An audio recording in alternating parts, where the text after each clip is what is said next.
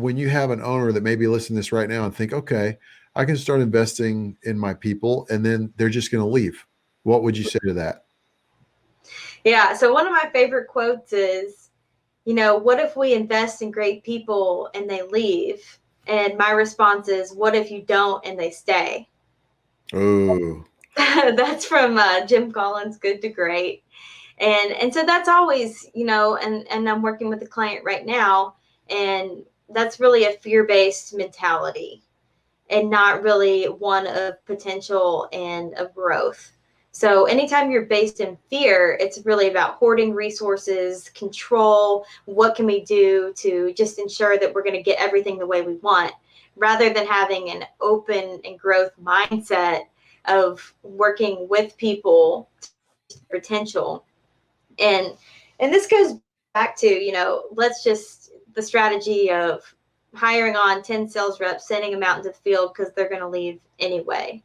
And with that mentality, that is in fact what is going to happen.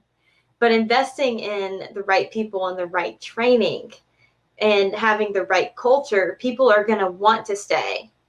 So I had a client, okay, let's, make them sign a non-compete. We're going to have them say, okay, you can't be in roof sales at all for the next 2 years, like putting all these constraints on them.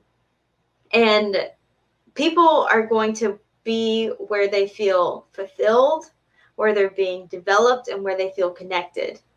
So it's really not the question of if we invest in this training and then they leave. It's really as if we invest in this training and we actually are following up with our culture, and we're creating a place where people feel motivated rather than controlled, then you don't have to worry about your turnover. Retention comes as a natural result of people feeling valued in the company. so that's the positive outcome if you invest in your people. What's the negative outcome if you don't? And so, yeah, there's a couple ways. So the people that are saying, we're going to just find whoever out to the field. So one, I mean, if you're hiring 10 sales reps and we're only getting 2 to stay, if we could hire 10 sales reps and get 8 of them to stay, think about the millions of dollars that are on the table there. So when you're not investing in the training, you're not creating a company culture, you're losing 8 sales reps that could be making you millions upon millions of dollars. So essentially there's no traction in your organization.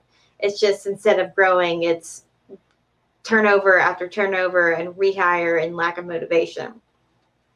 And then I think, you're like investing in a training program. People are like, oh, I don't really want to spend money on doing this. We're just, come up with something in-house. But thinking about preparing, we are going to have some turnover. So having training be as efficient as possible. So getting your guys up and ready to go sell or being efficient in the office is also going to be giving that motivation factor. Really having like solid training. And if they do leave, the investment there is only a month versus, dragging training out over 6 months where all this investment is being dumped in, and really narrowing that down to, these are the specific things, these are the support that I can give you, and approaching it that way. As we talked about earlier, your safety incidents, one safety incident, one bad customer, and your reputation is tarnished.